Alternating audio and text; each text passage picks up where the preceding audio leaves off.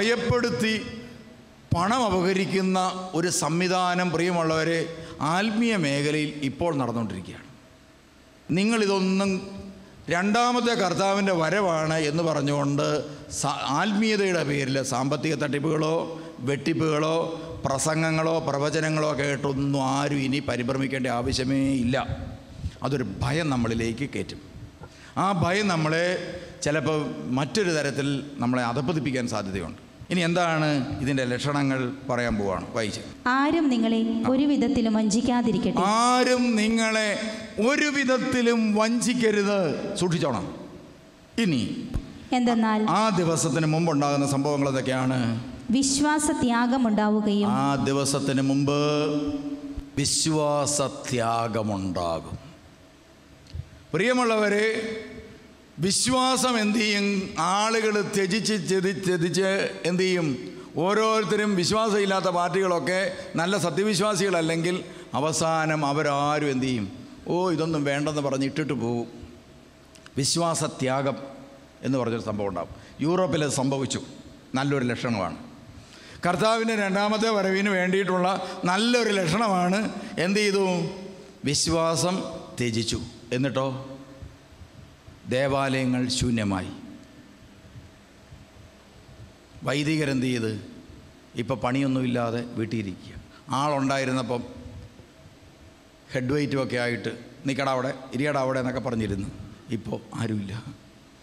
ഇപ്പോൾ എന്തു ചെയ്യാണ്? പള്ളിയിലിങ്ങനെ നോക്കുകയാണ്, ചെറുപ്പക്കാർ വല്ലതും വരുന്നുണ്ടോ, ആളുകൾ വല്ലതും വരുന്നുണ്ടോ? വന്നാൽ ഭാഗ്യം എന്ന് കൂട്ടുക. നമ്മളൊക്കെ വന്നാൽ ചെന്നാൽ പിന്നെ വിടുകയല്ല പറയാനുള്ളവർ, വർത്തമാനം പറഞ്ഞുകൊണ്ട് നിൽക്കുക അവർ. ഞാൻ ഈ അടുത്ത കാലത്ത് പള്ളി ചെന്നു. അപ്പോൾ പള്ളിയുടെ കാര്യങ്ങളൊക്കെ വിവരിച്ചിട്ടൊരു മദാമ വിടത്തില്ല. അവരാണ് ആ പള്ളി നോക്കുന്നത്. ഞങ്ങൾ അവിടെ ചെന്ന് ഞങ്ങൾ കാണാൻ വന്നതാണ്. ഇതിൻ്റെ ചരിത്രം ഒന്ന് കേട്ടിട്ട് പോയാൽ മതി. അവരവിടെ നിന്ന് ചരിത്രം പറച്ചില്ല. ഇത് പറയാനാരുമില്ല. പള്ളികൾ ശൂന്യം.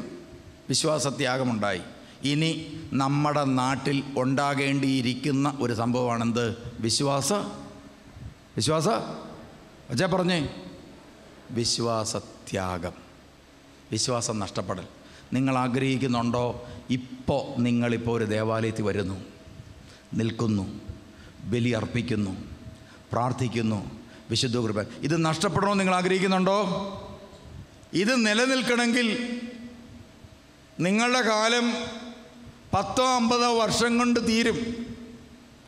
ഈ കാലത്തിനുള്ളിൽ നമ്മുടെ അടുത്ത തലമുറയിലുള്ള കുഞ്ഞുങ്ങളുടെ തലയിലേക്ക് ഈ തീപ്പന്തം നമ്മൾ കത്തിച്ചു വെച്ച് കൊടുക്കണം. ഇങ്ങനെ നിങ്ങളുടെ നെഞ്ചിൽ തുടികൊട്ടുന്ന ഈ വിശ്വാസം നിങ്ങളുടെ മക്കൾക്ക് കൊടുക്കാൻ നിങ്ങൾ പ്രാപ്തരാണോ? എൻ്റെ കൊച്ചിൻ്റെ ഉള്ളിൽ എൻ്റെ ചെറുപ്പകാലം മുതൽ എന്നിൽ കത്തി നിൽക്കുന്ന അതേപോലത്തെ തീഷ്ണത, പ്രാർത്ഥിക്കാൻ എന്നേക്കോളം തീഷ്ണതയാണ് കൊച്ചിന്. കുർബാനയ്ക്ക് ഞാൻ പോകുന്നതിന് മുമ്പേ കൊച്ചു ഒരുങ്ങി നിൽക്കുക. അമ്മ എന്നെ ഈ കാണിക്കുന്നത് വാ. ഇങ്ങനെ മക്കൾ നിങ്ങളെക്കാൾ തീവ്രതയോടെ വിശ്വാസം കാത്തു സൂക്ഷിക്കുന്നവരെന്ന് നോക്കാം. അപ്പം എന്തുണ്ടാവും? ഇപ്പം പണി കിട്ടും നിങ്ങൾക്ക്. വിശ്വാസത്യാഗം ഉണ്ടാവും. വിശ്വാസത്യാഗം നടക്കും പ്രിയമുള്ളവരെ. ഇതാണ് ഈ കാലഘട്ടത്തിൻ്റെ ഭീഷണി. നമ്മുടെ ഇപ്പോൾ ഇവിടെ ധ്യാനം നടക്കുമ്പോൾ പ്രിയമുള്ളവർ, പിള്ളേർ 2-3 പേരവിടെ നിൽക്കുന്നു. ഞാൻ ചോദിച്ചു, നിങ്ങൾ പിള്ളേരെ പിടുത്തക്കാരാണോ? പ്രിയമുള്ള ഇവിടെ വരുന്ന യൂത്തിനെ എന്തു ചെയ്യാണ്? ഇവിടുന്ന് പൊക്കിയെടുത്ത് പിടിച്ച് നേരെ എന്തു ചെയ്യാണ്? അവിടെ കൊണ്ടുപോവാണ്. എന്തിനാണെന്നറിയോ? ഈ വിശ്വാസത്യാഗത്തിന് പരിഹാരം ചെയ്യാനാണ്. ഈ വിശ്വാസത്യാഗത്തിന് പരിഹാരം ചെയ്യാനാണ്. നമ്മുടെ യൂത്തൊക്കെ പ്രിയമുള്ളവരെ ശനിയാഴ്ചയും വെള്ളിയാഴ്ചയും ഒക്കെ ഇവിടെ വന്ന ആ ഹാളിൻ്റെ മേളിൽ നിന്ന് മുട്ടുമ്മേ നിന്ന് പ്രാർത്ഥിക്കുന്നുണ്ട്. എന്തിനാണെന്നറിയോ? വിശ്വാസത്യാഗത്തിൻ്റെ പരിഹാരം പ്രാർത്ഥിക്കുകയാണ്. അപ്പോൾ ഈ ഇരിപ്പ് നമ്മൾ ഇരുന്നിട്ട് കാര്യമില്ല. ഈ ഇരിപ്പ് ഇരുന്നാൽ പ്രിയമുള്ളവർ നമുക്കൊന്നും നമ്മുടെ കുഞ്ഞിന് കൈമാറാൻ പറ്റത്തില്ല. നിങ്ങളുടെ കുഞ്ഞിലേക്ക് പകരാൻ ഒരു തീ അതുണ്ടാവണം. നിങ്ങളിന്ന് പണത്തിന് വേണ്ടി കിടന്നോടുകയാണ്, ബിസിനസ്സിന് വേണ്ടി ഓടുകയാണ്, എൻ്റെ അച്ഛ ഒരു ശകലം പോലും സമയമില്ല. ആ ബിസിനസ് അവിടെ നടക്കും, ഈ ബിസിനസ് ഇവിടെ നടക്കും, മറ്റേ ബിസിനസ് അവിടെ നടക്കും, ആ ജോലിയുണ്ട്, ഈ ജോലിയുണ്ട്, അങ്ങനെ ജോലി, ഇങ്ങനെ ജോലി. ഇതെല്ലാം ചെയ്തു വന്നിട്ട് നിങ്ങളുടെ കുഞ്ഞുങ്ങൾക്ക് ഇതൊന്നും പ്രയോജനപ്പെട്ടില്ലെങ്കിലോ? നിങ്ങൾക്ക് ചിലപ്പോൾ ഒരു ജീവിതായുഷ്കാലം കൊണ്ട് സമ്പാദിക്കാൻ പറ്റുന്ന 1 കോടി രൂപയാണെങ്കിൽ നിങ്ങളുടെ മക്കൾക്ക് ഒരാഴ്ച കൊണ്ട് നശിപ്പിക്കാൻ 1 കോടി രൂപ ഈസിയായിട്ട് സാധിക്കും. പിന്നെ നിങ്ങൾ അധ്വാനിച്ചിട്ടെന്ന കാര്യം? നിങ്ങൾ അധ്വാനിച്ചുണ്ടാക്കിയിട്ടെന്ന കാര്യം? ഞാൻ ഓർക്കാറുണ്ട്, എൻ്റെ പിതാവ് പ്രിയമുള്ളവരെ 55 വയസ്സിൽ റിട്ടയർഡ് ആകേണ്ട ആളാണ്. 18ാമത്തെ വയസ്സിൽ ഗവൺമെൻറ് ജോലി കയറിയത്, 53ാമത്തെ വയസ്സിൽ മരിച്ചു. അപ്പോൾ ഏകദേശം 35 വർഷത്തിലടുത്ത് പ്രിയമുള്ളവരെ സർവീസ് കിട്ടി. എന്ന് പറഞ്ഞാൽ ഒരു ഗവൺമെൻറ് ഉദ്യോഗസ്ഥന് കിട്ടാവുന്ന മാക്സിമം സർവീസ് തന്നെ കിട്ടി. അപ്പോൾ ഈ കാലയളവിൽ കിട്ടിയ സർവീസ് കൊണ്ട് പ്രിയമുള്ളവർ അത് ശമ്പളത്തിൻ്റെ ഒരു നല്ല ശതമാനവും പ്രിയമുള്ളവർ കുറേ നല്ല തുക അന്നത്തെ കാലത്ത് ഈ സേവിങ് ആയിട്ട് അടയ്ക്കുന്ന പ്രൊവിഡൻറ്റ് ഫണ്ടിലേക്ക് തിരിച്ചടയ്ക്കുക. അപ്പോൾ ഈ അച്ചായന് മാത്രം ശമ്പളം അങ്ങോട്ട് കാര്യമായിട്ടില്ലല്ലോ. ഞാനിങ്ങനെ പലപ്പോഴും ഓർക്കും, എന്നും വീട്ടിൽ ദാരിദ്ര്യമാണ്. ഒരിക്കലും ഒരു ഗവൺമെൻറ് ഉദ്യോഗസ്ഥൻ്റെ വീട്ടിൽ കാശ് തികയാതെ വരുന്നത് എന്തുകൊണ്ടാണെന്ന് ഞാൻ പലപ്പോഴും ചിന്തിച്ചിട്ടുണ്ട്. എന്താണ് ഈ അച്ചായനെല്ലാം പ്രൊവിഡൻറ്റ് ഫണ്ടിലേക്ക് അടയ്ക്കുകയാണ്. അപ്പോൾ ഇത്രേ ഉദ്ദേശിച്ചുള്ളൂ. മക്കളൊക്കെ പ്രായമായി വരുന്നു, അവർക്കൊക്കെ ഓരോ ആവശ്യങ്ങളുണ്ട്. അപ്പോൾ ഇപ്പോൾ ഉള്ള സ്ഥലം പോരാ, കുറച്ച് കൂടുതൽ സ്ഥലങ്ങളൊക്കെ മേടിക്കണം, കുറച്ചുകൂടിയൊക്കെ 3 പേർക്ക് വീട് വേണം. അപ്പോൾ അവർക്ക് അന്ന് വഴക്കുണ്ടാവരുത്, അവർക്ക് എല്ലാവർക്കും തുല്യമായിട്ട് കൊടുക്കണം. അപ്പോൾ ഇങ്ങനെയൊക്കെ ഒത്തിരി പ്ലാനുണ്ട് എൻ്റെ അച്ചായന്. അതുകൊണ്ട് ഈ അച്ചായൻ എന്ത് ചെയ്ത് ഈ പൈസയെല്ലാം ഇങ്ങനെ സ്വരുക്കൂട്ടിയൊക്കെ വെച്ച്, പ്രിയമുള്ളവരെ, അവസാനമൊക്കെ ആയപ്പോൾ 50 വയസ്സ് കഴിഞ്ഞപ്പോൾ തൊട്ട് പറയാൻ തുടങ്ങി, 5 വർഷം കൂടെ കഴിയുമ്പോൾ ഞാൻ റിട്ടയർഡാവും. റിട്ടയർഡായി കഴിയുമ്പോൾ അന്നൊക്കെ ഈ സ്ഥലത്തിന് തീരെ വില കുറവാണ്. 2000 രൂപ സെൻറ്റ്, 1000 രൂപ സെൻറ്റ്, 750 രൂപ സെൻറ്റിന് വരെ സ്ഥലം കിട്ടാൻ സാധ്യതയുണ്ട്. അപ്പോൾ പ്രിയമുള്ളൊരു 2-3 ലക്ഷം രൂപ എന്നൊക്കെ പറഞ്ഞാൽ അന്നത്തെ കാലത്ത് നല്ല തുകയാണ്. അപ്പോൾ ഈ 3 ലക്ഷം 5 ലക്ഷമൊക്കെയാണ് അന്നത്തെ ലോട്ടറി. അപ്പോൾ 3 ലക്ഷം എന്നൊക്കെ പറഞ്ഞാൽ ലോട്ടറി അടിച്ച് അച്ചായൻ റിട്ടയർഡ് ആകുക എന്ന് പറഞ്ഞാൽ ലോട്ടറി അടിക്കുന്നതിന് തുല്യമാണ് ഞങ്ങൾക്ക്. അച്ചായൻ തന്നെ സ്ഥലമൊക്കെ കണ്ടുവച്ചിട്ടുണ്ട്, നമുക്കിത് മേടിക്കണം, അത് മേടിക്കണം. എന്നിട്ട് അവിടെ എല്ലാം നമ്മൾ റബ്ബർ വെക്കും. 7 വർഷം കഴിയുമ്പോൾ അവിടെയെല്ലാം റബ്ബറാകും. അപ്പോൾ ഇത്രയും കാശ് കൊണ്ട് ആ പ്രദേശത്ത് ഒത്തിരി സ്ഥലം മേടിക്കാനുണ്ട്, ഏകദേശം നമുക്ക് കിട്ടും. അതെല്ലാം കണക്ക് കൂട്ടി 7 വർഷം റബ്ബർ വെച്ച് കഴിയുമ്പോൾ ഉണ്ടാകുന്നതൂടെ കണക്ക് കൂട്ടി. അപ്പോൾ റബ്ബറിൻ്റെ വിലയും കൂടെ കൂട്ടിക്കഴിഞ്ഞപ്പോൾ പ്രിയമുള്ളവരെ, ഞാൻ രാത്രി കിടക്കുമ്പോൾ പ്രിയമുള്ളവരെ കാണുന്നത്, ഈ സ്വപ്നത്തിൽ കാണുന്നതിനാണെന്നറിയോ, ഈ മുറ്റത്ത് മുഴുവൻ റബ്ബർ ഷീറ്റ് ഇങ്ങനെ അടുക്കി ഇട്ടിരിക്കുന്നതാണ്. അച്ചായൻ തന്നെ ഇടയ്ക്ക് പറയാറുണ്ടായിരുന്നു, നമ്മൾ റിട്ടയർഡായി വന്നൊരു 7 വർഷം കൂടെ കഴിയുമ്പോൾ നീ നോക്കിക്കോ, ഞാനും കൂടെ റിട്ടയർഡായി കഷ്ടപ്പെടാൻ പോകും. 7 വർഷം കഴിയുമ്പോൾ ഈ മുറ്റത്ത് മുഴുവൻ റബ്ബർ ഷീറ്റ് തൂങ്ങി കിടക്കുകയായിരിക്കും.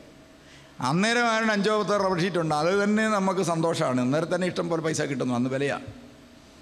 ഞങ്ങളങ്ങനെ സന്തോഷിച്ചിരുന്നു. 53ാമത്തെ വയസ്സിൽ അച്ചായൻ മരിച്ച്. ലോട്ടറി അടിക്കുന്ന പോലെയാണ് ഈ കാശ് മുഴുവൻ കയ്യിലേക്ക് കിട്ടിയത് ഞങ്ങളുടെ കയ്യിൽ. പ്രിയമുള്ളവരെ, അതെല്ലാം കയ്യിലൊക്കെ കിട്ടി. പ്രിയമുള്ളവരെ, ആഘോഷമായിട്ട് ബിസിനസ്സൊക്കെ നടത്താനായിട്ടൊക്കെ നമ്മുടെ സഹോദരൻ എല്ലാവരും കൂടെ നടത്തി. ഒരൊറ്റ വർഷം കൊണ്ട് മുഴുവനും പോയി. ഞാനിങ്ങനെ ഓർക്കും, അച്ചായനൊരു ജീവിതായുഷ്കാലം മുഴുവൻ കഷ്ടപ്പെട്ടുണ്ടാക്കിയ പൈസ ഒരൊറ്റ വർഷം കൊണ്ട് മുഴുവനും നഷ്ടപ്പെട്ടു പോയി. അതുമാത്രമല്ല നഷ്ടപ്പെട്ടു പോയത്, ആ കൂട്ടത്തിലുണ്ടായിരുന്ന കുറച്ച് സ്ഥലവും കാര്യവും അതും കൂടെ പോയി. പക്ഷേ ഇതുകൊണ്ട് ഞങ്ങൾക്കൊന്നും സംഭവിച്ചില്ല, ഒന്നും നേടാൻ പറ്റിയില്ലെന്ന് മാത്രമല്ല, അച്ചായനുണ്ടാക്കിയ സ്വത്ത് കൊണ്ടൊന്നും നേടാൻ പറ്റിയില്ല എന്നും മാത്രമല്ല, പ്രിയമുള്ളവർ, ഉണ്ടായിരുന്നതിൽ കുറച്ചുകൂടെ പോയി. എന്നാൽ എൻ്റെ അപ്പൻ വളരെ നന്നേ ചെറുപ്പത്തിൽ വളരെ ത്യാഗം സഹിച്ച് വെളുപ്പാങ്കാലത്തൊക്കെ പ്രിയമുള്ളവരെ കുത്തി എഴുന്നേൽപ്പിച്ചിട്ട് കുളിപ്പിച്ച് ഉടുപ്പൊക്കെ ഇടിയിച്ച്, പഴയതാണേലും പ്രിയമുള്ളവർ ബട്ടൺസൊക്കെ നമ്മുടെ ഇങ്ങനെ നൂലൊക്കെ എടുത്ത് വെച്ച് പഴയ ബട്ടൺസ് ഈ ബട്ടൺസൊക്കെ കുത്തിപ്പിടിപ്പിക്കും. പുതിയ ഡ്രസ്സുകളൊന്നും മേടിക്കുന്നില്ല, അതൊക്കെ നമുക്ക് പിന്നെ റബ്ബർ ഷീറ്റൊക്കെ ഉണ്ടായി കഴിയുമ്പോൾ 7 വർഷം കഴിയുമ്പോൾ വിട്ട് കഴിയുമ്പോഴത്തേനും മൊത്തം ഉടുപ്പ്, വീട്, ബൈക്ക്, അങ്ങനത്തെ ഫ്രിഡ്ജ്, അങ്ങനത്തെ ഒത്തിരി സ്വപ്നങ്ങൾ നമുക്കുണ്ട്. ഇതൊന്നും നമ്മുടെ വീട്ടിലില്ല. 95 കാലഘട്ടത്തിൽ ഇതൊക്കെ നാട്ടിലുണ്ട്, എല്ലാവരുടെയും വീട്ടിൽ. നമ്മുടെ വീട്ടിൽ ഫ്രിഡ്ജില്ല, TV ഇല്ല, കറണ്ടില്ല, വാഷിംഗ് മെഷീനില്ല, സൈക്കിളില്ല, വണ്ടിയില്ല, ഒന്നുമില്ല. എന്തിനേറെ കട്ടിലുമില്ല. ഇതൊക്കെ ഈ കാശ് കൊണ്ട് മേടിക്കേണ്ടതാണ്. ഇത് മുഴുവൻ സമ്പാദിച്ചിട്ട് എന്നിട്ട് അതെല്ലാം കൊണ്ട് ഇങ്ങനെ നമ്മൾ സന്തോഷിക്കാതിരിക്കുകയാണ്. ഇപ്പുറത്തെ സൈഡിൽ അപ്പം ചെയ്ത വേറൊരു കാര്യമുണ്ട്. പ്രിയമുള്ളവരെ, ബാക്കി മിച്ചം കിട്ടുന്ന കാശെല്ലാം കൂടെ ഒരു സ്വരുക്ക് കൂട്ടി ഏതെങ്കിലും പള്ളിക്ക് ഡൊണേഷൻ കൊടുക്കും. അത് ബിഷപ്പുമാർ എവിടെ എങ്ങനെ പറഞ്ഞോ അതാ കൊടുക്കുന്നതാണ് ഏറ്റവും സന്തോഷം. അന്നിങ്ങനെ ഈ പരിചയപ്പെടാനൊന്നും നേരമില്ല. എന്താണ്, ബിഷപ്പുമാരൊക്കെ പള്ളി ഒന്ന് അനൗൺസ് ചെയ്യും, അപ്പോൾ കൈമുത്തും കൊടുക്കും, പൊക്കോളാൻ പറയും, അത്രയേ ഉള്ളൂ. ഈ ഒരു മൂളിച്ച കേൾക്കാൻ വേണ്ടി എൻ്റെ അച്ചായൻ പ്രിയമുള്ളവരെ പല അരമനയുടെയും വാതുക്കൽ പൈസയായിട്ട് പോയത് എനിക്കറിയാം. എന്നെ കൊണ്ട് റെസിപ്റ്റ് കാണിച്ചിട്ടുണ്ട്. ഇതുണ്ടോ, ഞാൻ അവിടെ കൊണ്ട് കൊടുത്ത് തിരുമേന് കൈമുത്തിച്ചൊന്ന് മൂളിയെന്ന് പറഞ്ഞു. അപ്പം ഞാനിങ്ങനെ മനസ്സിൽ വിചാരിച്ചു, ഈ മൂള് കേട്ടോണ്ടിരുന്നാൽ മതി, നമ്മുടെ സൈക്കിള് ഇതെല്ലാം ഈ മൂളിച്ചാൽ കൂടെ പോയല്ലോ. പ്രിയമുള്ളവരെന്ത് സംഭവിച്ചു? പ്രിയമുള്ളവർ, എന്നെ വെളുപ്പാങ്കാലത്തെ കുളിപ്പിച്ച് ഓരോ സ്ഥലങ്ങൾ കുമരകംപള്ളി, പെരുമ്പള്ളി, അങ്ങനെയുള്ള പള്ളികളിലൊക്കെ വെളുപ്പാങ്കാലത്ത് ട്രെയിനെ കയറ്റി ഇവിടുന്ന് ഛർദ്ദിച്ച് അങ്ങനെയൊക്കെ പെരുമ്പള്ളിക്കൊക്കെ പോയിട്ടുണ്ട്. ഇന്നിപ്പോൾ ഞാൻ ശുശ്രൂഷ ചെയ്യുന്നിടത്തുനിന്ന് പെരുമ്പള്ളിയിൽ നിന്ന് മുളന്തുരുത്തിയിൽ നിന്ന് ഇവിടെ ആൾ വന്നിരിക്കുക. എൻ്റെ അപ്പൻ മുതൽ മുടക്കിയത് എനിക്ക് തിരിച്ചു കിട്ടിയോ? കണ്ടോ പ്രിയമുള്ളവരെ, കോതമംഗലത്തിൽ ഞാൻ ഓർക്കേണ്ട ഒരു രാത്രി കോതമംഗലം പള്ളിയിൽ പോകാമെന്ന് പറഞ്ഞു പോയി. അന്ന് അമേരിക്കയ്ക്ക് പോകുന്ന പോലെയാണ് കോതമംഗലം എന്ന് പറയും. ഇവിടുന്ന് കോതമംഗലം പള്ളിയിൽ പോയി. ഞാനവിടെ ചെന്ന് കഴിഞ്ഞപ്പോൾ ഒരു പരിചയമില്ലാത്ത ദേശം. അവിടുന്ന് പ്രിയമുള്ളവരെ എല്ലാം കഴിഞ്ഞ് ഇറങ്ങിയപ്പോൾ രാത്രി 10 മണി കഴിഞ്ഞിട്ട് ഭക്ഷണം കഴിക്കാൻ കിട്ടുന്നില്ല. ഒരു ഹോട്ടലിൽ ചെന്ന് കഴിച്ച ഭക്ഷണം അതുപോലെ ഛർദ്ദിച്ചു പോയി. അവിടുന്ന് പ്രിയമുള്ളവർ ഏതോ ഒരു ബസ് സ്റ്റാൻഡിൽ, എനിക്ക് തോന്നുന്നു വല്ല മൂവാറ്റുപുഴയായിരിക്കും, ബസ് സ്റ്റാൻഡിൽ നിന്ന് രാത്രി മുഴുവൻ അവിടെ നിലത്തിരുന്ന് ഉറങ്ങി. എന്നിട്ട് വെളുപ്പാങ്കാലത്തെങ്ങാണ്ടൊരു ബസ് കയറി തിരിച്ചു വന്നൊക്കെ ഞാൻ ഇപ്പോഴും ഓർക്കുന്നുണ്ട്.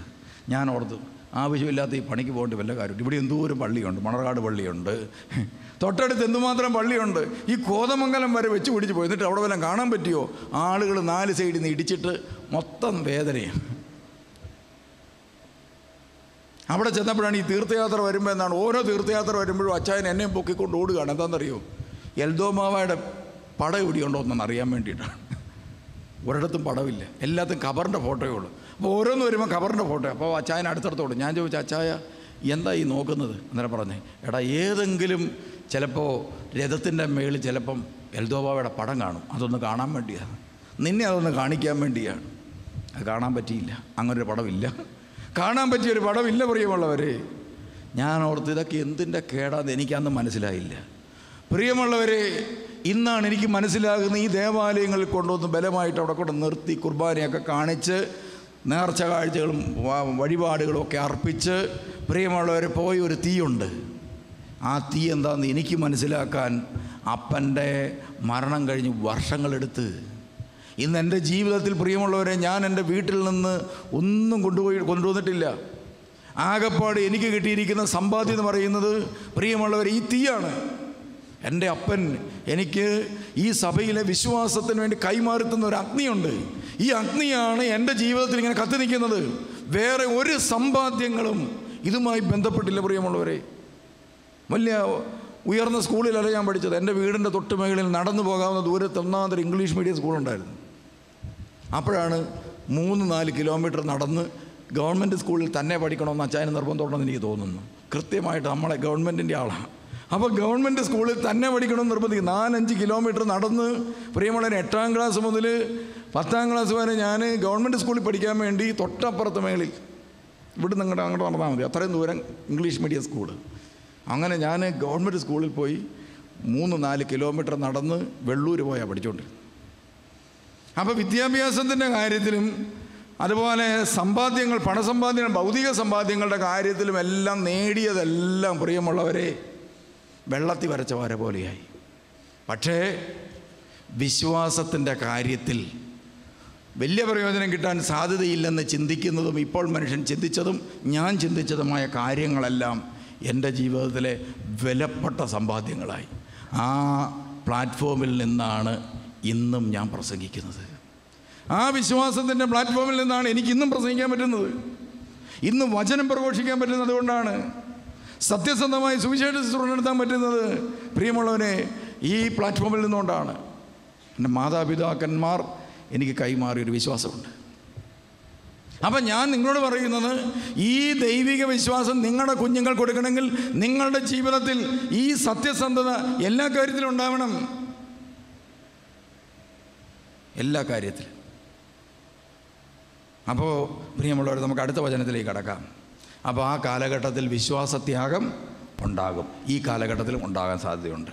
അപ്പോൾ അവിടെ നിങ്ങളുടെ കുഞ്ഞുങ്ങൾ വിശ്വാസം ത്യജിച്ച 10,000ങ്ങളുടെ മധ്യത്തിൽ ഒരു തീപ്പന്തമായി നിൽക്കണം. അന്ന് വിശ്വാസ ദീപമായി, വിശ്വാസത്തിൻ്റെ ദീപമായി നിൽക്കണം.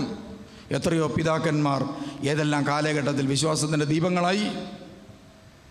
ഇതുപോലെ പ്രിയമുള്ളവരെ, നമ്മുടെ കുഞ്ഞുങ്ങൾ അടുത്ത തലമുറയിലെ വിശ്വാസം നഷ്ടപ്പെട്ട കുഞ്ഞുങ്ങളുടെ മധ്യത്തിൽ വിശ്വാസത്തിൻ്റെ ദീപമായി നിൽക്കണം. ക്രിസ്തുവിനെ അറിയാമേലേ, ഞാൻ നിനക്ക് കാണിച്ചു തരാം, നീ എൻ്റെ കൂടെ വാ, നീ എൻ്റെ ജീവിതത്തിലേക്ക് വാ, എൻ്റെ ഭവനത്തിലേക്ക് വാ, ക്രിസ്തു വസിക്കുന്നത് ഞാൻ കാണിച്ചു തരാമെന്ന് പറഞ്ഞുകൊണ്ട് വിശ്വാസം നഷ്ടപ്പെട്ട് ഇതാ നിരാശയുടെ വക്കിലെത്തിയിരിക്കുന്ന, ആത്മഹത്യ ചെയ്യാൻ പോകുന്ന തകർന്ന കുടുംബങ്ങളിലേക്ക് വിശ്വാസം പകരാൻ നിങ്ങളുടെ വീട് അന്നൊരു സ്വർഗമായി ഉണ്ടാവണമെങ്കിൽ ഇന്ന് അവിടെ പ്രാർത്ഥനയുണ്ടാകണം. നിങ്ങളുടെ ഇടയിൽ നിങ്ങളുടെ മക്കളുണ്ടാവണം. നിങ്ങൾ ഓർക്കും പ്രിയമുള്ളവർ, നമ്മുടെ ഒരു മധ്യസ്ഥ പ്രാർത്ഥന എഴുതി കൊടുത്തിട്ടുണ്ട്. എന്താണ്? കൊച്ചിന് MBBSന് അഡ്മിഷൻ കിട്ടാൻ വേണ്ടി തിരുമേനി പ്രാർത്ഥിക്കണം. ഞാൻ 7 ഞായറാഴ്ച പ്രത്യേകം പ്രാർത്ഥനയ്ക്ക് വേണ്ടി വന്നേക്കാം. അങ്ങനെ ആയിരിക്കും നിങ്ങളിരിക്കുന്നത്. നിങ്ങൾ ഓർക്കണം, പാലായിൽ പ്രിയമുള്ളവർ എത്ര ലക്ഷം പിള്ളേർ പഠിക്കുന്നുണ്ടെന്നറിയോ? ആകെപ്പാടെ 10,000 10,000 കിട്ടി എടുക്കത്തുള്ളൂ. ഈ 7, 8, 10 ഒത്തിരി പിള്ളേർ പഠിക്കുന്നുണ്ട് പല സ്ഥലങ്ങളിലായിട്ട്. ഇതുങ്ങൾക്കെല്ലാം കൂടെ ഡോക്ടറാകാൻ പറ്റുകയില്ല. അവസാനം എന്തു ചെയ്യും? അതുകൊണ്ട് നമ്മുടെ പിള്ളേർ ഈ ഞായറാഴ്ച പോയി കിടന്ന് വെറുതെ പഠിച്ചത് പലതും വെറുതെയാകും. എന്തിനാണ് നിങ്ങളിങ്ങനെ വാശി പിടിക്കുന്നത് ഡോക്ടറാകണമെന്ന്? എന്തിനാണ് നിങ്ങൾ വാശി പിടിക്കുന്നത്? എങ്ങനെ? നിങ്ങളുടെ കുഞ്ഞുങ്ങൾക്ക് ആഗ്രഹമുള്ളത് ചെയ്യിക്കുക. അവരുടെ മനസ്സിൻ്റെ ഉള്ളിൽ അവർക്ക് നന്മ ഏതാ തോന്നുന്നത് അവരെ കൊണ്ടത് ചെയ്യിക്കേ. ഒരു കൊച്ചിനിപ്പോൾ ആഹാരം ഉണ്ടാക്കുന്നതാണ് ഇഷ്ടമെങ്കിൽ ആ കൊച്ചിനോട് പറഞ്ഞു, നീ ആഹാരം ഉണ്ടാക്കാൻ പഠിക്കേ. അവന് വണ്ടി നന്നാക്കുന്ന ഇഷ്ടമെങ്കിൽ അവനോട് പറഞ്ഞു, നീ വണ്ടി നന്നാക്കുക, പക്ഷേ നീ സത്യസന്ധനായിരിക്കണം. അങ്ങനെ പറയണം. നീ വണ്ടി നന്നാക്കുന്നവനായിരിക്കോ, വർക്ക്ഷോപ്പുകാരനായിരിക്കോ, പക്ഷേ വർക്ക്ഷോപ്പുകാരനെന്ന നിലയിൽ നീ സത്യസന്ധനായ വർക്ക്ഷോപ്പുകാരനായിരിക്കും.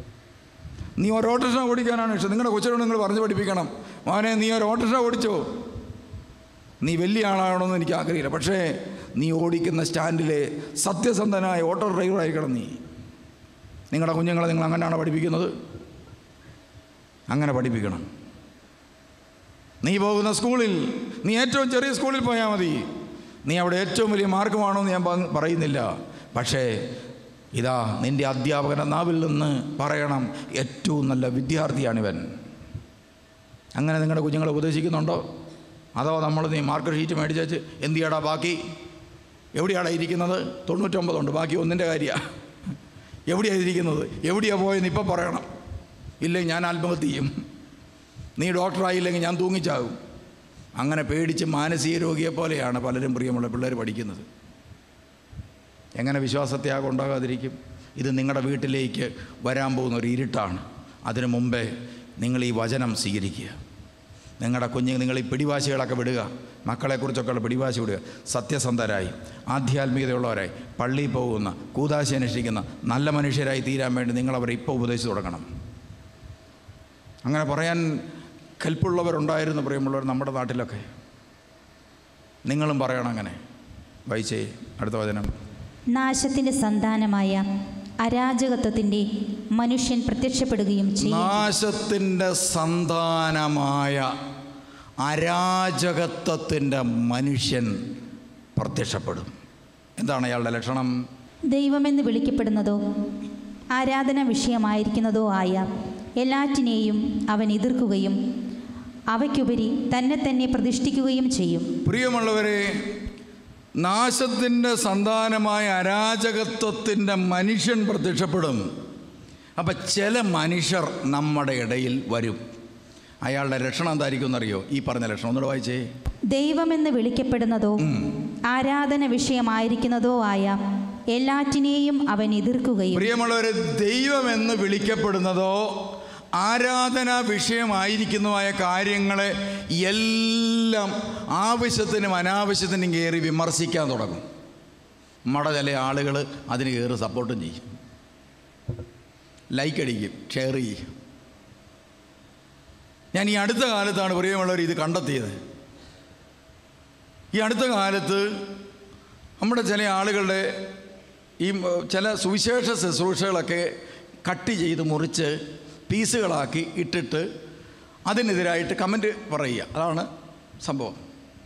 അപ്പോൾ അതിനകത്ത് ഒരു സംഭവം ഞാൻ കണ്ടത്, പ്രിയമുള്ളവർ, ഈ പെന്തക്കോസ് വിഭാഗത്തിൽപ്പെട്ട ചെറുപ്പക്കാർ ചില സുവിശേഷ ശുശ്രൂഷകളും ചില ആട്ടവും പാട്ടും ഡാൻസും ഒക്കെ ആയിട്ട് അവരവരുടേതായ രീതിയിലുള്ള ചില പരിപാടിയൊക്കെയാണ്. നമുക്കത്ര പറ്റുകയില്ല. എന്താണ് അവർ ഡാൻസ് കളിക്കുക, ഇങ്ങനെ ആടുക, തലകുത്തിമറിയുക, അങ്ങനെയൊക്കെയുള്ള ഡാൻസും ഒക്കെ ആയിട്ടാണ് പ്രാർത്ഥന. അപ്പോൾ ഇപ്പോഴത്തെ ചില പാട്ടുകളൊക്കെ എടുത്തിട്ടൊരു വെസ്റ്റേൺ രീതിയിലാക്കിയിട്ട് അവർ പാടുക, ആടുക, അങ്ങനെയൊക്കെ ചെയ്യുക. അപ്പോൾ ഇതെല്ലാം കൂടെ കട്ട് ചെയ്തിട്ട് പ്രിയമുള്ളവർ അതിനെതിരായിട്ട് ഇങ്ങനെ കുറച്ച് വിമർശനങ്ങൾ അവർ പറയും. സത്യത്തിൽ അത് കണ്ടപ്പോൾ എനിക്ക് നല്ല സന്തോഷം തോന്നി. ഞാൻ കൊള്ളാം, അല്ലെങ്കിൽ ഇങ്ങനത്തെയൊക്കെ ഉള്ള കാര്യങ്ങൾക്കെതിരായിട്ടൊരു വിമർശനമുള്ളത് നല്ലതാണെന്ന് എനിക്ക് അന്നേരം മനസ്സിൽ തോന്നി. എനിക്ക് സന്തോഷമായി. അപ്പം നിങ്ങൾക്കും കാണുമ്പോൾ സന്തോഷം തോന്നും. അതെന്തുകൊണ്ടാണെന്ന് എനിക്ക് അറിഞ്ഞുകൂടാ, ഉണ്ടാകാറുണ്ട്. എനിക്കിപ്പോൾ ഇല്ല, പണ്ടുണ്ടായിരുന്നു. അത് കഴിഞ്ഞ് പ്രിയമുള്ളവർ, കുറച്ചു നേരം കഴിഞ്ഞപ്പോൾ പ്രിയമുള്ളവർ, അടുത്ത കട്ടിങ് അവർ തമ്മിലുള്ള അതിനെ വിമർശിക്കുന്ന ഒരാളുടെ, ഒരു പെന്തക്കോസുകാരൻ്റെ പ്രസംഗമാണ് എടുത്തിട്ടിരിക്കുന്നത്. അപ്പോൾ ഒരു പെന്തക്കോസ് പാസ്റ്റർ അതിനെതിരെ വിമർശിക്കുന്നു. എന്നിട്ട് അവർ അതിനകത്ത് എഴുതിയിരിക്കുകയാണ്, കണ്ടോ, ഇവരുടെ പാസ്റ്റർ തന്നെ ചെയ്യുന്നതിന് അവരുടെ പാസ്റ്റർ തന്നെ വിമർശിക്കുന്നു. അപ്പോൾ അത് രണ്ടും തെറ്റ്. അപ്പോൾ അത് കട്ട് ചെയ്തു. അടുത്തത് നേരെ എന്ത് ചെയ്യണം, വേറൊരു പ്രസംഗം കട്ട് ചെയ്തിരിക്കുന്നു. നമ്മുടെ പ്രമുഖ ചില വചനപ്രഘോഷകരെ രോഗശാന്തി ശുശ്രൂഷയും സാക്ഷ്യങ്ങളും എല്ലാം എഴുതിയിട്ട്, കണ്ടോ, തൊട്ട ഉടനെ രോഗശാന്തി. ഇതല്ലേ ഏറ്റവും വലിയ തട്ടിപ്പ്. അതിനെക്കുറിച്ച് കുറേ കാര്യം. അപ്പം ഞാനോർത്തു, സ്വാഭാവികമായും കർത്താവിൻ്റെ ശുശ്രൂഷ ചെയ്യുന്നവരെ വിമർശിക്കുക എന്ന് പറയുന്നത് ബൈബിളിലുള്ള കാര്യമാണല്ലോ, അതിപ്പോൾ ആരായാലും ഉണ്ടാവും. ഞാൻ അതിൽ ആശ്വസിച്ചു, സമാധാനിച്ചു. എങ്കിലും സന്തോഷിച്ചില്ല, എനിക്ക് ഇച്ചിരി വിഷമായി. എന്നാലും അച്ഛനൊക്കെ ഒത്തിരി കഷ്ടപ്പെടുന്നു, എനിക്ക് അച്ഛനെ നേരിട്ടറിയാം. ഒത്തിരി ത്യാഗം എടുക്കുന്ന കർത്താവിൻ്റെ വചനത്തിൻ്റെ സാക്ഷ്യങ്ങളൊക്കെ അത്ര കറക്റ്റാണ്. ഡോക്ടർമാർ പ്രൂവ് ചെയ്താൽ മാത്രമേ അച്ഛനത് സ്റ്റേജിലൊക്കെ പറയത്തുള്ളൂ. ഡോക്ടർമാർ സഹിത വന്ന് പലപ്പോഴും പറയുന്നത്. എന്നാലും അതിനെ നന്നായിട്ട് വിമർശിച്ചിട്ടുണ്ട്. അത് ഞാൻ വലിയ കാര്യമായിട്ട് എടുത്തില്ല. അടുത്ത അവരുടെ ക്ലാസ് ഒരു ക്ലാസ്സാണ്, ബുദ്ധിജീവികൾക്ക് വേണ്ടി മാത്രമുള്ള ക്ലാസ്സാണ്. അടുത്ത ക്ലാസ് എന്താണെന്നറിയോ പ്രിയമുള്ളവർ, യേശു ക്രിസ്തു എന്ന് പറഞ്ഞൊരു മനുഷ്യൻ തന്നെ ഭൂമിയിൽ ഉണ്ടായിട്ടില്ല എന്നുള്ളതായിരുന്നു. ഞാൻ ഓർത്ത്, നമ്മുടെ പിള്ളേർ ഈ വീഡിയോ ക്ലിപ്പ് കണ്ടു കഴിയുമ്പോൾ കണ്ടേച്ച് ഏത് പ്രസംഗം, സുവിശേഷ പ്രസംഗം കേട്ടാൽ അവൻ്റെ തലയ്ക്കകത്ത് പിന്നെ കയറുകയില്ല. അതുപോലെ അവൻ്റെ തലയിലെ എല്ലാ വിശ്വാസ മേഖലകളെയും മായ്ക്കാനും മാറ്റിമറിക്കാനും തക്ക വിധമുള്ള പ്രബോധനങ്ങൾ വളരെ ബോധപൂർവം പ്ലാൻ ചെയ്ത് അത് റെക്കോർഡ് ചെയ്ത് എഡിറ്റ് ചെയ്ത് പ്രിയമുള്ളവരെ കൃത്യമായി വിടുന്ന ആളുകൾ ഇന്ന് ലോകത്തിലുണ്ട്. നമ്മുടെ സഭയിലോ വിശ്വാസം പകരാൻ വേണ്ടി ഇതുപോലെ എന്തെങ്കിലും കാര്യങ്ങൾ നമ്മൾ വീട്ടിൽ ചെയ്യുന്നുണ്ടോ? നമ്മുടെ സൺഡേ സ്കൂളിൽ ചെയ്യുന്നുണ്ടോ? നമ്മുടെ യൂത്ത് അസോസിയേഷനിൽ ചെയ്യുന്നുണ്ടോ? നമ്മുടെ വനിതാ സമാജത്തിൽ ചെയ്യുന്നുണ്ടോ? ഒന്നുമില്ല. പിന്നെ ആകെപ്പാടെ ഇപ്പം നമ്മൾ ചെയ്യുന്നത് എന്താണ്? പ്രളയം എന്നൊക്കെ പറയുമ്പോഴത്തേനും കുറേ പഴയ കീറിയ സാരിയെല്ലാം കൂടെ. ഞാൻ തന്നെ പറഞ്ഞിട്ടുണ്ട്, പ്രിയമുള്ളവരെ, നിങ്ങൾക്ക് വേണ്ടാത്ത കീറിയ സാരി നിങ്ങളെന്ത് ചെയ്യണം പ്രിയമുള്ളവരെ, ഒന്നീ കത്തിച്ച് കളയണം, അല്ലെങ്കിൽ വേറെ എന്തെങ്കിലും കൊടുക്കണം. ഈ ഉള്ള പഴയ സാരിയെല്ലാം കൂടെ പാവപ്പെട്ടവർ കൊടുക്കുന്ന പരിപാടി നിർത്തണം. പാവപ്പെട്ടവന് കൊടുക്കുകയാണെങ്കിൽ പുതിയതേ കൊടുക്കാവൂ. കാരണം പാവപ്പെട്ടവനെന്ന് പറഞ്ഞാൽ ആരാ? ദൈവത്തിൻ്റെ സ്ഥാനത്തുള്ളവനെ. യേശു പറയുകയാണ്, എനിക്ക് തരുന്നതിന് തുല്യമാണ്. അപ്പം നമ്മുടെ ഓട്ടോ വീണ സാരി കൂടെ കൊടുക്കാൻ പാടില്ല. അതുകൊണ്ട് ഇവിടെ ആരാണ്ട് കുറച്ച് കീറിയ സാരിയെല്ലാം കൊണ്ടുവന്ന് പറഞ്ഞു. ഞാൻ പറഞ്ഞു അതുപോലെ തിരിച്ചു കൊടുത്താലും പറഞ്ഞു, ആർക്കും വേണ്ട. ഇവിടെ കൊടുക്കുകയാണെങ്കിൽ പുത്തൻ സാധനം കൊടുക്കണം. അപ്പോൾ ഇങ്ങനത്തെ കുറേ പരിപാടിയായിട്ട് നമ്മുടെ ആത്മീയ സംഘടനകൾ ഇരിക്കുകയാണ്. ആടിൻ്റെ കാര്യം അറിയാമല്ലോ. ആട് വനിതാ സമാജത്തിൽ പ്രിയമുള്ളൊരു പ്രോജക്റ്റ് ഉദ്ഘാടനം ചെയ്യാൻ എന്നെ വിളിച്ച്. വനിതാ സമാജത്തിൻ്റെ പ്രോജക്റ്റാണ്. എനിക്ക് സന്തോഷമായി. സ്ത്രീകളാണേലും നന്നാകാൻ തീരുമാനിച്ചെന്ന് മനസ്സിലായി. അവർ പറഞ്ഞു, 100ഓളം വിധവകൾക്ക് ഞങ്ങൾ ഓരോ ആട്ടിൻകുട്ടിയെ കൊടുക്കാൻ തീരുമാനിച്ചു. അതാണ് പ്രോജക്റ്റ്. അപ്പോൾ അങ്ങനെയുള്ള ചാരിറ്റി എന്നൊക്കെ പറഞ്ഞാൽ ഞാൻ ചാടി വീഴും. ഞാൻ പറഞ്ഞു ഞാൻ ഉദ്ഘാടനം ചെയ്യാൻ വരാമെന്ന്. അങ്ങനെ ഞാൻ പ്രിയമുള്ളവരെ ഉദ്ഘാടനത്തിന് ചെന്നു. ഉദ്ഘാടനത്തിന് ചെന്നപ്പോഴത്തേനും 100 ആടില്ല, ഒരാടേ ഉള്ളൂ. അപ്പം ഞാൻ ചോദിച്ചു ബാക്കി ആടിനെ എപ്പോഴാണ് കൊടുക്കുന്നത്? അന്നേരം പറഞ്ഞ് ഈ പ്രോജക്റ്റ് തന്നെ അതാണ് അതിൻ്റെ പ്രത്യേകത. ഇപ്പോൾ നമ്മൾ ഒരു വിധവയ്ക്ക് ഒരാടിനെ കൊടുക്കും. ആ ആട് 1 വർഷം കഴിയുമ്പോൾ പ്രസവിക്കുമ്പോൾ 3 ആട്ടിൻകുട്ടികളുണ്ടാകും. അത് 3 പേർക്ക് കൊടുക്കും. അത് കഴിയുമ്പോൾ ആ ആട് പ്രസവിക്കുമ്പം അടുത്ത ആൾ കൊടുക്കും. അങ്ങനെ 5 വർഷം കൊണ്ട് നമ്മുടെ ഈ പ്രോജക്റ്റ് വലിയ സഭയിലൊരു വൻ വിജയമായിട്ട് മാറും. 100 പേർക്ക് പെൺകുട്ടികളെ കെട്ടിച്ച് വിടാൻ നേരത്ത് സ്വർണം മേടിക്കാനുള്ള കാശ്. ഞാൻ ചോദിച്ചു ഈ ബുദ്ധി ആർക്ക് ഉദിച്ചതാ? നമ്മുടെ സ്ത്രീകളെല്ലാം ഇരുന്ന് ആലോചിക്കുക ഇങ്ങനത്തെ പ്രോജക്റ്റുകൾ. 1 വർഷം കഴിഞ്ഞപ്പം പ്രിയമുള്ളവരെ വനിതാ സമാജത്തിൻ്റെ സെക്രട്ടറിയെ കണ്ടപ്പോൾ ഞാൻ ചോദിച്ചു നമ്മുടെ പ്രോജക്റ്റ് എന്നായി? ഉടനെ പറഞ്ഞു എന്നാ പറയാനാ തിരുമേനി, ആദ്യം കൊടുത്ത ആട് മച്ചിയാടായിപ്പോയത്. അതാ പ്രോജക്റ്റ്. ഇങ്ങനത്തെ പരിപാടി കൊണ്ടൊന്നും മനുഷ്യനെ കളിപ്പിച്ച് ഫോട്ടോയും എടുത്ത് ഫോട്ടോ പത്രത്തിൽ വന്നു. ഫോട്ടോയും പത്രത്തിൽ വന്നു. മന്ത്രി MLA എല്ലാവരെയും കൂടെ വിളിച്ച് 5-8 ബിഷപ്പുമാരും എല്ലാം കൂടെ നിന്നിട്ട് പ്രിയമുള്ളവർ ഒരു ഇത്രയും നീളമുള്ളൊരു ആടിനെ കൊടുത്ത് 100 പേർക്ക് ആടിനെ കൊടുക്കുന്നു എന്ന് പരസ്യവും വന്നു. പക്ഷേ വല്ലതും ഉണ്ടോ? ഒന്നുമില്ല. ഇങ്ങനൊന്നും പോയാൽ പോരാ. നമ്മുടെ വിശ്വാസം സമൂഹത്തിന് കൊടുക്കാൻ തക്കവണ്ണമുള്ള എന്തെങ്കിലും കാര്യമായ കാര്യം നമ്മൾ ചെയ്യുന്നുണ്ടോ? ഒരു കാര്യവുമില്ല. ആകെപ്പാടെ ഉള്ളതെന്ന് പറയുന്നത് ഈ സൈബർ യുദ്ധമാണ്. അങ്ങോട്ട് കുറച്ച് ചെളി വാരി എറിയും, അത് കഴിയുമ്പോൾ ഇങ്ങോട്ട് കുറച്ച് ചെളി വാരി എറിയും. അതൊന്ന് കുളിച്ച് റെഡിയായി കഴിയുമ്പോഴത്തേക്ക് ഇവിടുന്ന് കുറച്ച് ചെളി അങ്ങോട്ടും ഇങ്ങോട്ടും ചെളി വാരി എറിയുക എന്നല്ലാതെ സമൂഹത്തിനും സഭയ്ക്കും വിശ്വാസ തീക്ഷ്ണത കൊടുക്കുന്ന കാര്യങ്ങളൊന്നും കാര്യമായിട്ട് നടക്കുന്നില്ല എന്നൊരു യാഥാർത്ഥ്യമാണ്. ഇത് പറയുമ്പോൾ പലർക്കും വിഷമമുണ്ടാകും, പക്ഷെ സത്യതാണ്. ഇതുകൊണ്ട് ദോഷം വരാൻ പോവുക.